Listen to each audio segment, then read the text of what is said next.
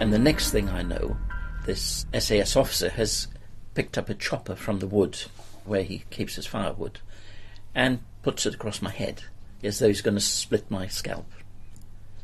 And he says, I can just split you in two. He then takes his commander knife and sticks it in my neck as though he said, I can just slit you. Now, this is all taking place and I've got to think very quickly.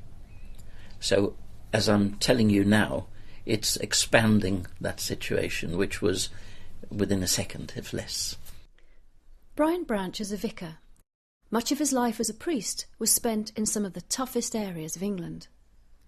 The skills he learned in the boxing ring helped him face many difficult and dangerous situations. He's an ex-SAS officer, so he's been in some really good, tough situations. And I said to him, if we were in a war zone, I'd love to be in your trench, because I know you wouldn't let me down. I said, there's one thing you can't do. You don't mind dying, and you don't mind killing. But the one thing you can't do is put your hand in mine and say you love me. He just got down on his knees like a child, crying and sobbing. He said, I can't do that.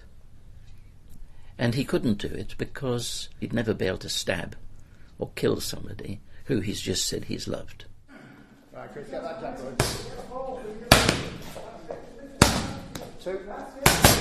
One thing you do conquer is your fear. Because believe you me, I was as nervous in my last fight as I was in my first fight. I always remember Custamato, Tyson's trainer, talking about, fear is like fire. If you use it, it can heat your home, it can cook for you, it's got a number of useful purposes. But if you let it get out of control, it'll burn your house down, it will consume you. So it's all about controlling the fear.